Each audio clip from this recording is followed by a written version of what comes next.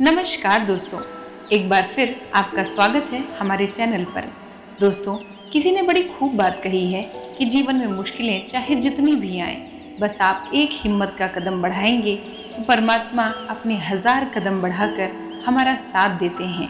जिस दिन से हमारा इस धरती पर जन्म होता है, तब से लेकर हमारी मृत्यु तक हर पल चुनौतियों से भरा होता है।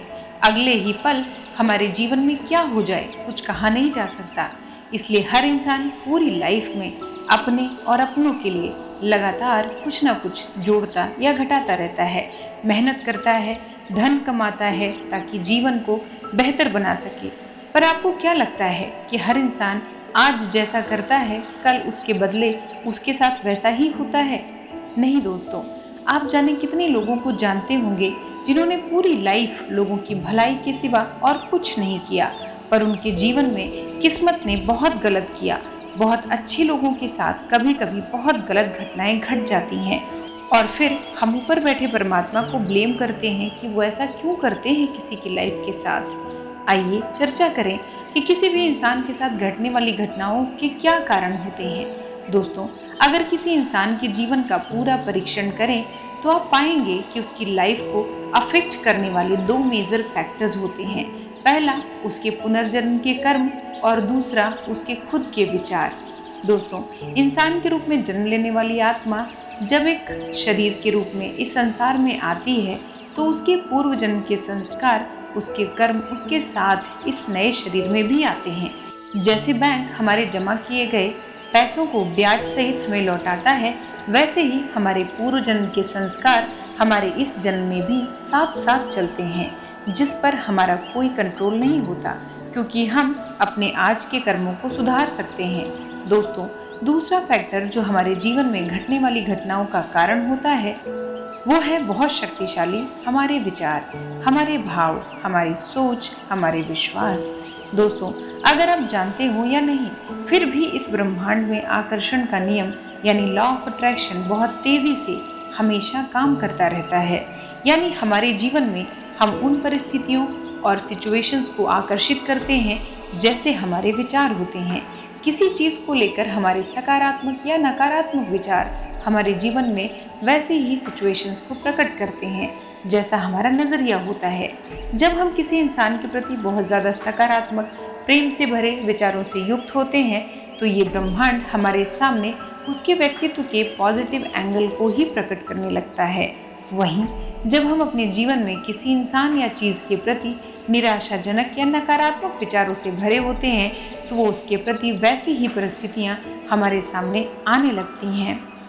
अब प्रश्न उठता है कि अगर आज हम किसी परिस्थिति, इंसान या चीज़ को लेकर परेशान हैं, चाहे वो हमारे कर्मों का फल हो या खुद हमारे ही विचारों का परिणाम, पर हमें इस सिचुएशन से निकलने का एक मौका तो मिलना ही चाहिए ताकि हम अपने जीवन को सकारात्मक ढंग से सुधार सकें। तो दोस्तों, ये बिल्कुल संभव है अगर आप थोड़ी सावधानी के साथ आज बताई जा रही टेक्निक को फॉलो करते हैं तो निश्चित रूप से आप अपने जीवन को बदल सकते हैं।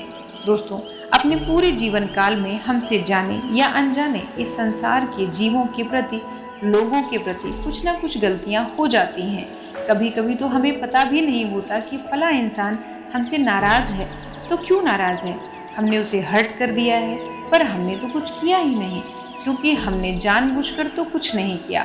पर जो व्यक्ति नाराज़ है उसकी अपनी आत्मा के संस्कार कुछ ऐसे हैं कि हमसे अनजाने में भी किए गए कुछ कामों ने उन्हें आहत कर दिया, जिसके बदले उस व्यक्ति की अंतरात्मा ने हमारे लिए इस ब्रह्मांड को बड़े ही नेगेटिव वाइब्रेशंस भेज दिए।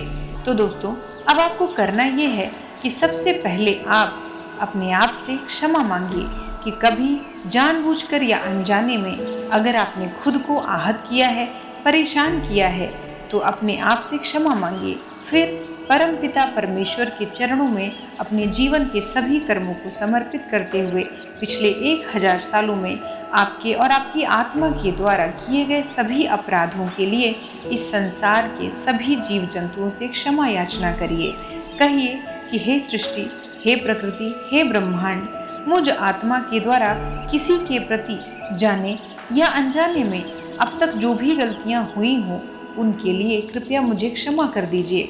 मुझे मेरी सभी गलतियों का बोध है, पर जिन गलतियों का बोध नहीं भी है, कृपया मुझे उनके लिए भी क्षमा करें।